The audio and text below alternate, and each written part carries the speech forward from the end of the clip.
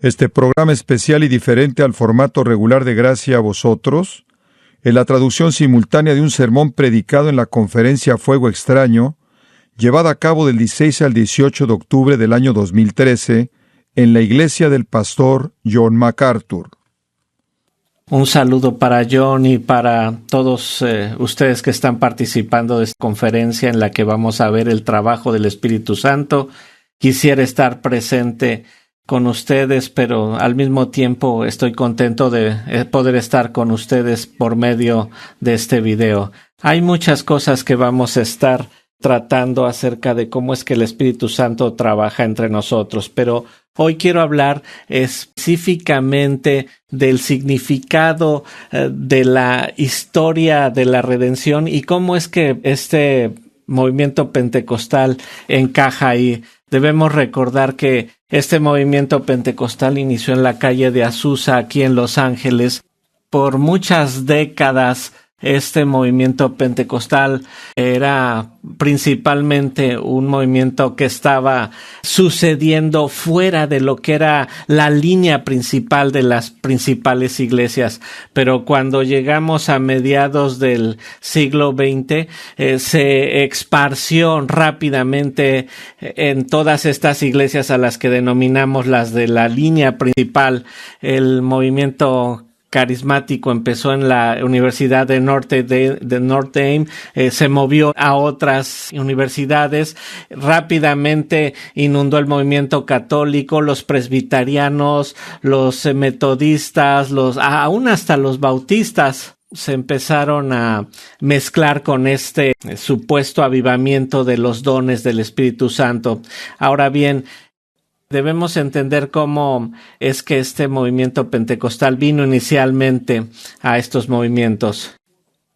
Este movimiento llegó con la idea de tratar de meterse en los diferentes credos que estas iglesias ya tenían. Por ejemplo, cómo es que este movimiento pentecostal se mezclaba con el presbiteriano, con el metodista, con el bautista. Pero conforme este movimiento creció y se desarrolló, este movimiento se fue degenerando ahora en un movimiento neopentecostal y generó esta teología neopentecostal que finalmente fue algo que no fue monolítico, es decir, no todos los del movimiento carismático comparten exactamente los mismos entendimientos teológicos, es decir, cada uno de ellos tiene un entendimiento diferente de la teología. Pero hay unos ingredientes básicos que coinciden en cada uno de estos movimientos pentecostales o bien en esta teología pentecostal.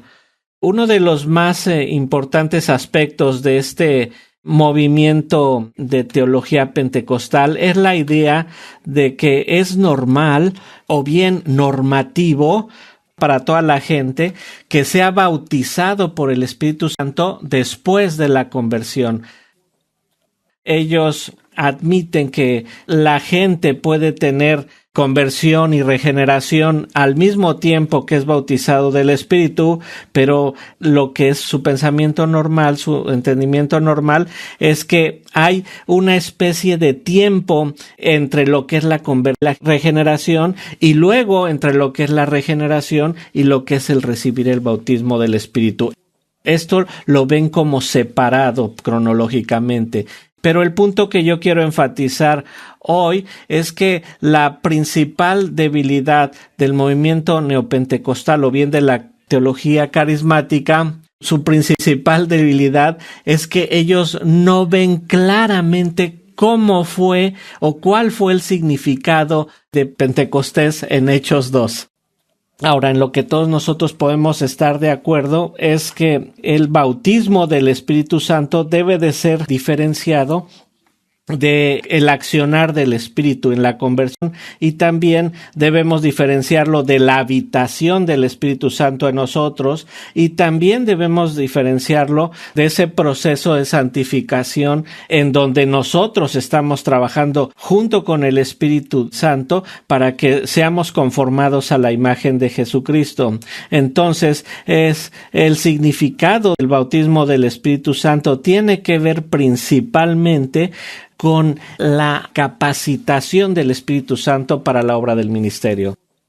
Cuando Jesucristo le dijo a sus seguidores que él se iba a morir y que pues él iba a separarse de ellos, todos sus discípulos quedaron devastados. Ellos entendieron que se iban a quedar sin Jesucristo, y para que el Señor les diera una consolación acerca de esta soledad o esta separación que iban a experimentar de Jesucristo, Él les dijo, a medida de consolación, les dijo: me tengo que ir, porque si yo no me voy, no voy a poder entregarles el Espíritu Santo en el sentido que Él estaba hablando.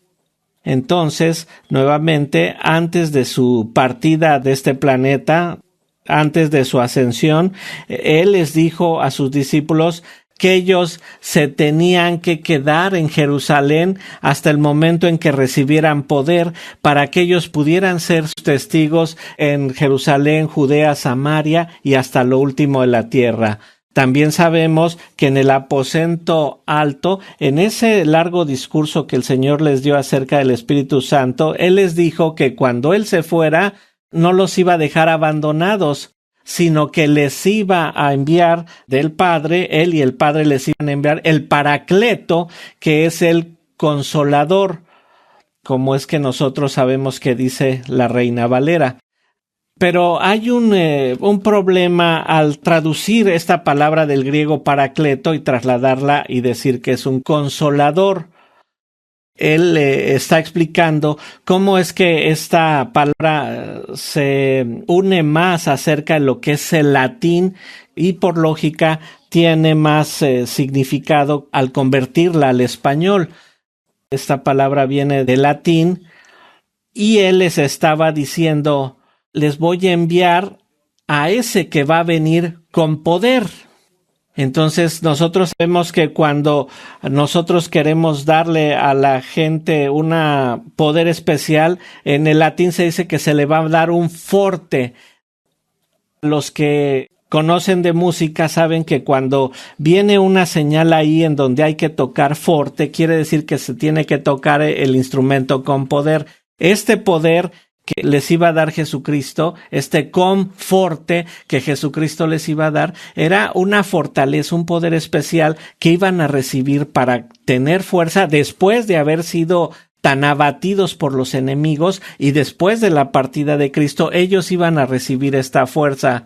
Pero esto tiene que ver con aquella historia redentiva, historia de la redención, historia de la salvación. Vemos cómo en esta revelación progresiva del Señor, Él estaba haciendo que sucediera esto que había sido predicho en el Antiguo Testamento. Para que una persona fuera salva en el Antiguo Testamento, tenía que serlo de la misma manera en que lo somos hoy. El Espíritu Santo tenía que regenerarlos, el Espíritu Santo tenía que cambiarlos. Pero entonces, ¿cuál es la diferencia entre la situación del Antiguo Testamento y la del Nuevo Testamento en relación al Pentecostés?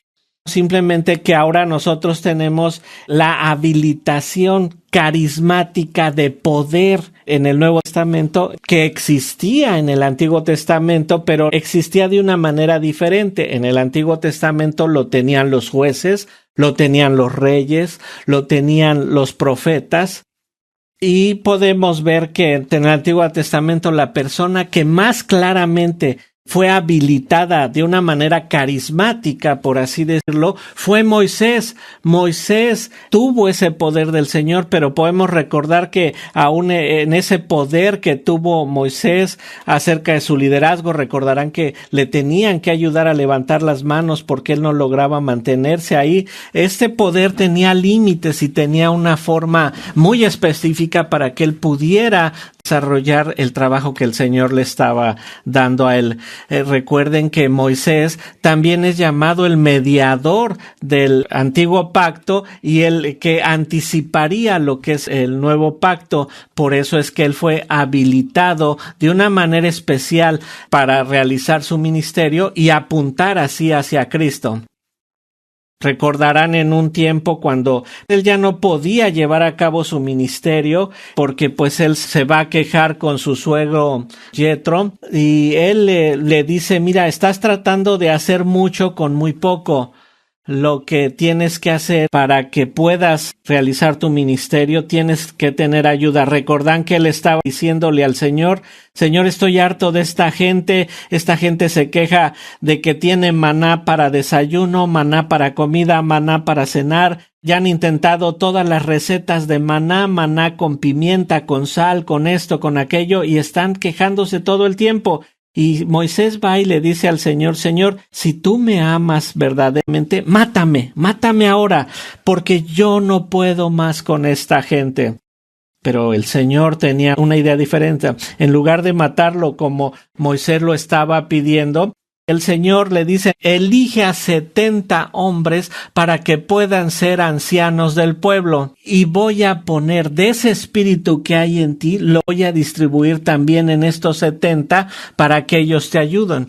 Nosotros tenemos esto en el capítulo 11 del libro de Números, en el versículo 24. Y salió Moisés y dijo al pueblo las palabras de Jehová, y reunió a los 70 varones de los ancianos del pueblo, y los hizo estar alrededor del tabernáculo. Entonces Jehová descendió en la nube, y le habló, y tomó del espíritu que estaba en él, y lo puso en los 70 varones ancianos. Y cuando pasó sobre ellos el Espíritu, profetizaron y no cesaron.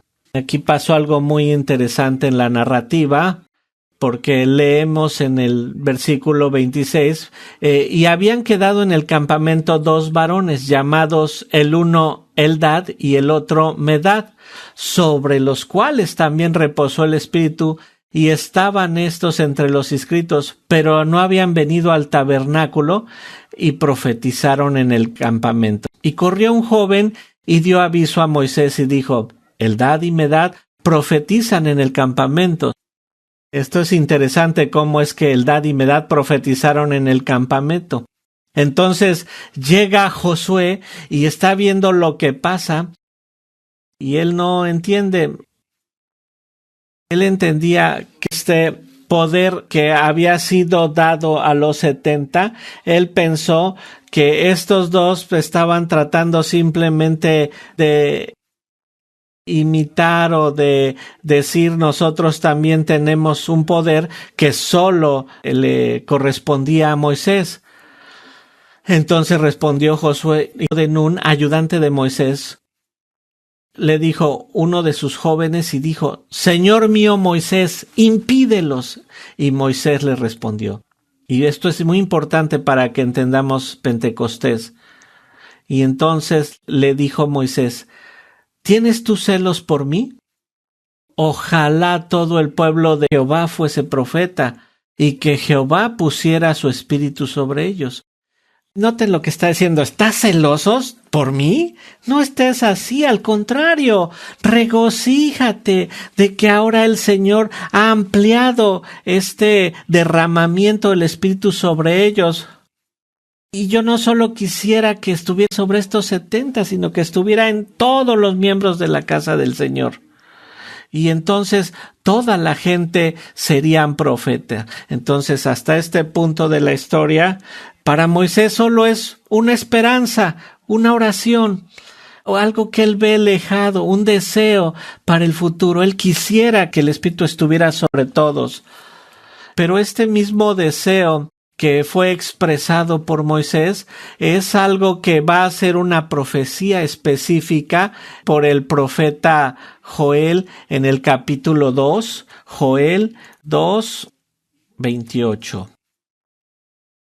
Joel 2:28, después de esto derramaré mi espíritu sobre toda carne, y profetarán vuestros hijos y vuestras hijas, y vuestros ancianos soñarán sueños, y vuestros jóvenes verán visiones, y también sobre los siervos y sobre las siervas derramaré mi espíritu en aquellos días.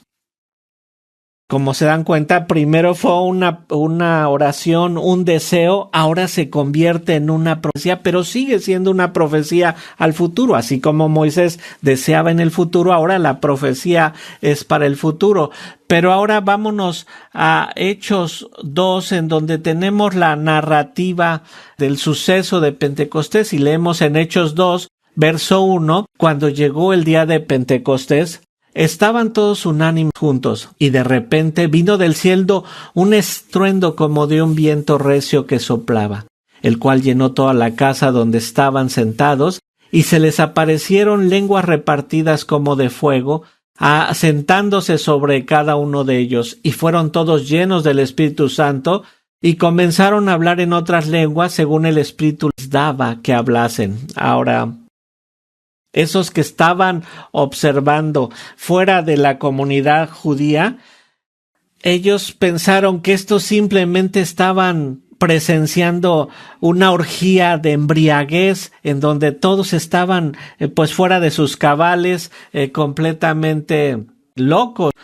Y entonces Pedro, poniéndose de pie con los 11, alzó a su voz diciendo: varones judíos y todos los que habitáis en Jerusalén, os sea notorio y oíd mis palabras, porque estos no están ebrios como suponéis, puesto que es la hora tercera, mas esto es lo dicho por el profeta Joel. Entonces Pedro ve esa referencia en la profecía de Joel y ahora expande la información acerca de ella. Debemos entender que la interpretación apostólica del día de Pentecostés, en primera instancia, es que es el cumplimiento de esa declaración profética hecha por Joel en el Antiguo Testamento. Y para él está pasando ahí. Pero noten lo que están viendo los que están ahí. Los que están ahí están reunidos porque es una fiesta judía. Muchos de ellos son creyentes judíos que están reunidos en esa ocasión. Y noten que cuando el Espíritu descendió en Pentecostés, todos los judíos creyentes que estaban ahí recibieron este poder del Señor. Pero esto no se trataba de que unos sí lo recibieron y unos no lo recibieron. No se trata de quién lo tenía y quién no lo tenía entre los creyentes judíos. Ahora, voy a decir hasta este punto que Pentecostés descendió sobre aquellos que habían sido ya creyentes y ahora están recibiendo el bautismo del Espíritu Santo. Entonces aquí es cómo es que nuestros amigos pentecostales de aquí desprenden la idea de que es normal creer primero y que pase un tiempo y después se recibe el bautismo del Espíritu Santo. Pero si nosotros no entendemos que el Pentecostés tiene un significado muy especial en la historia de la redención, esto no es una descripción de lo que va a suceder en las personas de ahí en adelante, sino que este es un momento muy especial en la historia de la redención, cuando el Señor está derramando su espíritu a toda la iglesia en cumplimiento a esa profecía de Joel. Ahora vamos a recapitular por un poco. Si nosotros volvemos a ver el libro de Hechos, en su estructura literaria trata de seguir el mandato del Señor en cuanto al evangelismo. El Señor les dijo: quédense ahí hasta que reciban poder y me van a ser testigo en Jerusalén, Judea, Samaria y hasta lo último de la tierra. Esta es la estructura literaria del libro de Hechos. Lo que está haciendo Hechos es describirnos cuál es el movimiento misionero de la primera iglesia. Empiezas en Jerusalén, te vas a Judea, después te vas a Samaria y al último te vas al último de la tierra.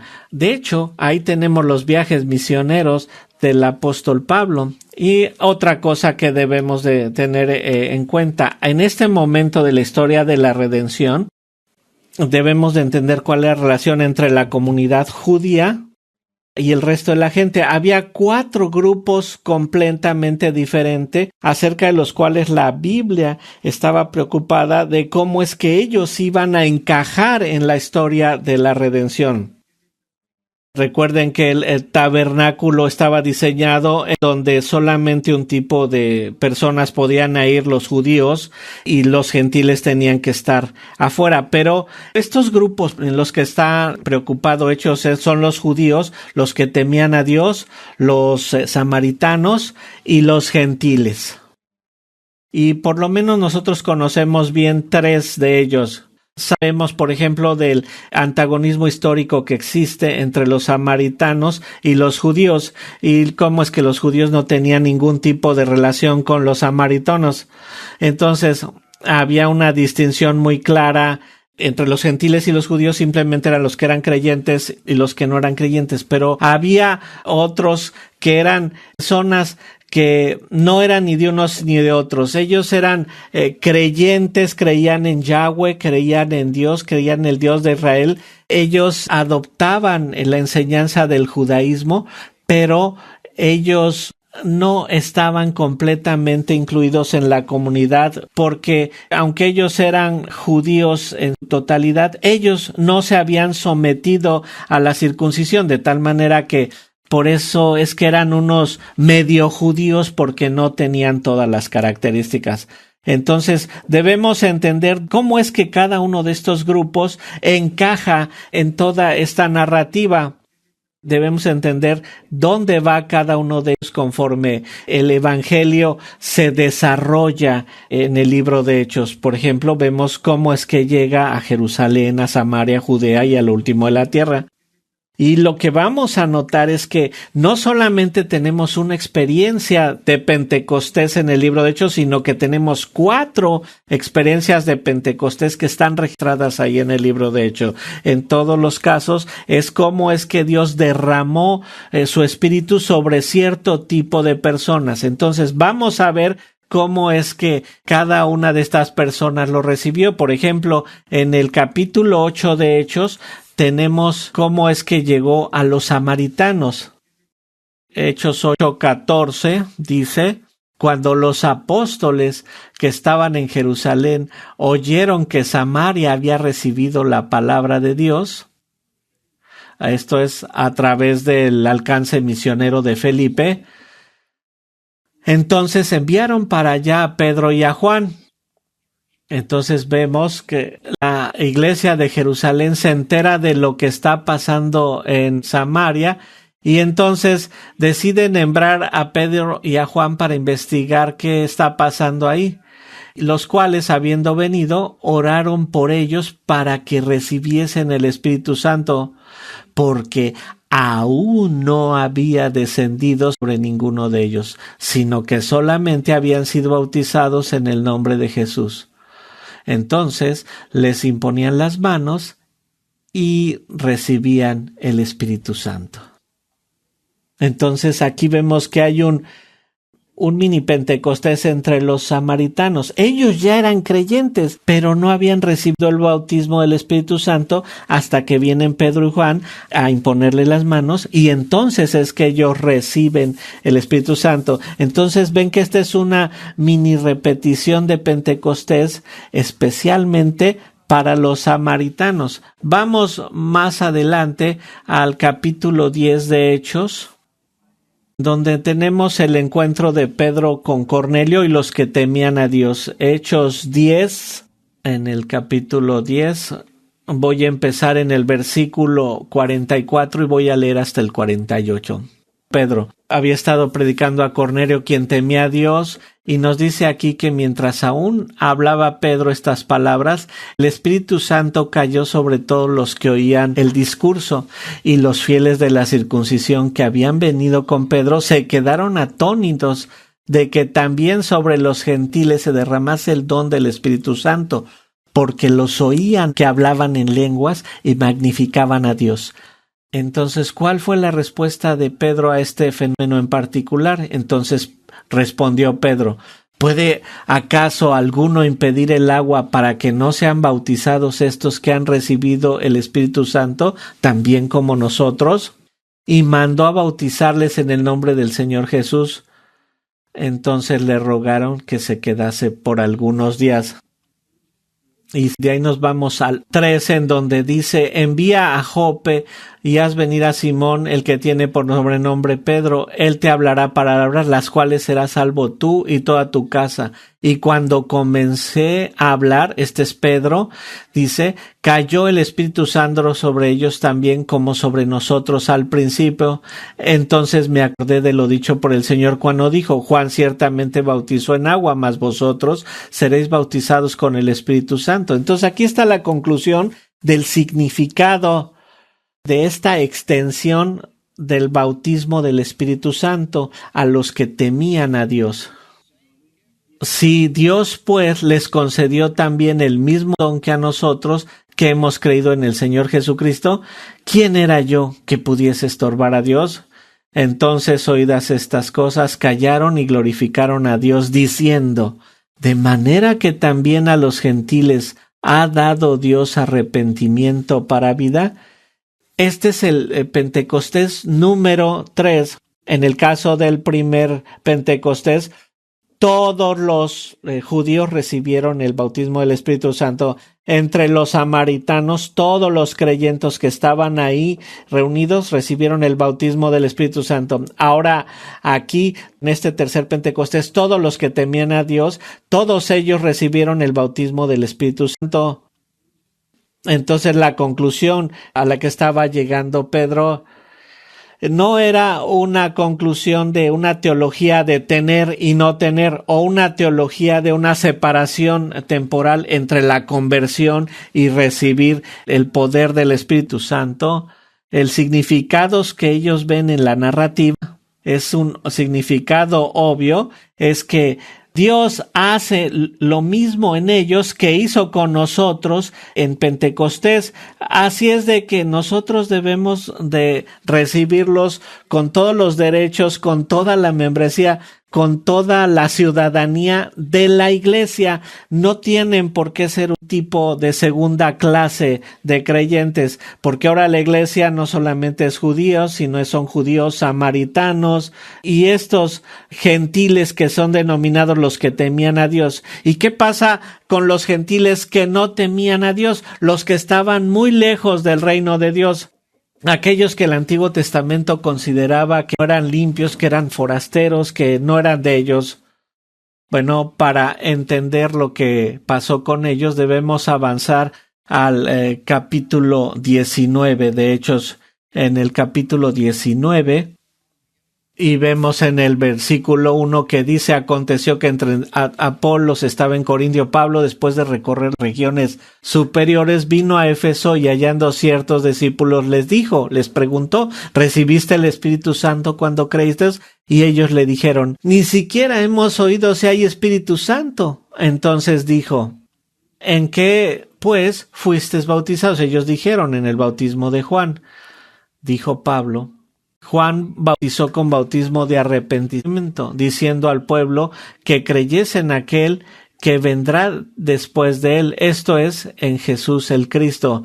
Cuando oyeron esto, fueron bautizados en el nombre del Señor Jesús, y habiéndoles impuesto Pablo las manos, vino sobre ellos el Espíritu Santo, y hablaban en lenguas, profetizaban. Eran por todos unos 12 hombres. Solamente 12, nuevamente vemos una separación temporal entre la conversión de los efesios y el momento en el que reciben el poder del Espíritu Santo. Pero todos los efesios que estaban reunidos ese día recibieron el Espíritu Santo, recibieron el poder para llevar a cabo el ministerio. Entonces vemos que en estos grupos, en estos 4 grupos de personas, vemos que ellos eran de diferentes iglesias y, por así decirlo, recibieron cada uno su Pentecostés, porque la idea del Pentecostés no era simplemente darle poder a algunos o a algunos electos, a algunos escogidos, sino que todos los miembros del cuerpo de Cristo ahora tuvieran el poder para llevar a cabo el ministerio. Entonces, por eso tenemos Pentecostés en Jerusalén, en Samaria, con Cornelio, los que temían a Dios, y ahora con los efesios, con los gentiles efesios gentiles. Ahora, ¿Cómo es que esto se aplica en el Nuevo Testamento? Sabemos que las iglesias que se establecieron en Corinto por Pablo, ellos tenían problemas muy severos con el Espíritu Santo y en especial con los dones del Espíritu Santo, por lo cual Pablo tuvo que escribirles no solo una vez, sino dos, para que ellos pudieran entender cuál era su mal entendimiento acerca de esto. Aún Pedro les dice que tienen que regresar y leer esa carta nuevamente, aunque es difícil de entender. Y vamos a ver cómo da Pablo sus instrucciones ahí en Corintio, en 1 Corintios 12. Después de decirles que hay diferentes dones para cada uno, dice en el versículo 12, porque así como el cuerpo es uno y tiene muchos miembros, pero todos los miembros del cuerpo, siendo muchos, son un solo cuerpo, así también Cristo, porque por un solo espíritu fuimos todos bautizados en un cuerpo, sean judíos o griegos, esclavos o libres, y a todos se nos dio beber de un mismo espíritu. Así, además, el cuerpo no es un solo miembro, sino muchos. Aquí Pablo está hablando de la universalidad del poder del Espíritu Santo sobre todo creyente. Este es el significado de Pentecostés. Entonces, antes de que acabemos con esta sección, déjame llevarte a las epístolas, a Efesios capítulo 2, cuando Pablo está hablando acerca de la iglesia del Nuevo Testamento, nuevamente enfatiza este asunto de aquellos que querían dividir la iglesia en el primer siglo. Entonces, él les tiene que decir cuál es el rol que tenían los gentiles dentro del cuerpo de Cristo y aquellos que le temían a Dios. Recordarán que este problema era serio porque los judíos querían que los gentiles siguieran algunas cosas. Tuvieron un concilio ahí en Hechos 15 y aquí está desarrollando su doctrina a la cual él le llama el misterio, musterión, la palabra que él usa en el griego y también la usa en Colosenses y aquí. Cuando él está hablando de misterio, no está tratando de hablar de Alfred Hitchcock o de alguna novela de misterio, sino que él define esa palabra musterión como un misterio, algo que estaba escondido hasta cierto grado, pero que ahora está siendo claro y manifestado de una manera clara para todos nosotros. Antes estaba escondido, pero ahora ha sido manifestado para muchos. Cristo en los gentiles, esa es la esperanza de gloria. ¿Cuál es ese misterio? Que la gente que ahora está participando del pacto con el Señor ahora son judíos y griegos, gentiles, esclavos, libres, todo tipo de personas. De esta manera Pablo lo articula en Efesios 2. Él les dice, por lo tanto, en el versículo 11, acordaos de que en otro tiempo vosotros los gentiles en cuanto a la carne, erais llamados sin circuncisión por la circuncisión hecha con la mano de la carne. En aquel tiempo estaba sin Cristo, alejados de la ciudadanía de Israel y ajenos a los pactos de la promesa, sin esperanza y sin Dios en el mundo. Pero ahora, en Cristo Jesús, vosotros que en otro tiempo estabais lejos, habéis sido hechos cercanos por la sangre de Cristo, porque Él es nuestra paz. Porque de ambos pueblos hizo uno, derribando la pared intermedia de separación, aboliendo en su carne las enemistades, la ley de los mandamientos expresados en ordenanzas, para crear en sí mismo uno de los dos, un solo y nuevo hombre, haciendo la paz. Y mediante la cruz reconciliar con Dios a ambos en un solo cuerpo, matando en ella las enemistades. Y vino y anunció las buenas nuevas de paz a vosotros que estabais lejos y a los que estabais cerca, porque por medio de él, de Cristo, los unos y los otros tenemos entrada por un mismo Espíritu al Padre. Este es un trabajo trinitario. Ahora dice, ambos tenemos acceso por medio de Cristo en el Espíritu al Padre. Y continúa, porque en medio del uno los otros tenemos entrado al mismo al Padre. Así que ya no sois extranjeros ni advenedizos, sino conciudadanos de los santos y miembros de la familia de Dios. Todo esto pasó todo este cumplimiento y este destapamiento del ministerio de Cristo, todo esto pasó inicialmente con el derramamiento del Espíritu sobre judíos, luego en los samaritanos, luego en los que temen a Dios y finalmente a los gentiles. Y como decía yo al principio, algunas preocupaciones con mis hermanos carismáticos es que ellos ponen demasiado énfasis en Pentecostés, pero no ven lo obvio de Pentecostés. Esto no significa que va a ser el derramamiento del Espíritu sobre todos los creyentes. Ahora, todos los cristianos dicen pueden tenerlo, deben tenerlo, pero el error en el que ellos están es que ellos creen que se puede ser creyente sin tener el Espíritu Santo. Y es donde ellos pierden el punto. El derramamiento del Espíritu es para todo cristiano. Si en efecto es un verdadero cristiano, si en efecto eres regenerado por el Espíritu Santo, Dios te ha dotado, Dios te ha dado el poder y ahora se nos ha dotado para participar en la gran comisión e ir y predicar el Evangelio. ¿Por qué? ¿Por qué podemos? Porque ahora se nos ha dado el poder para poder ser mensajeros de Cristo, testigos de Cristo en todo el mundo. Oremos.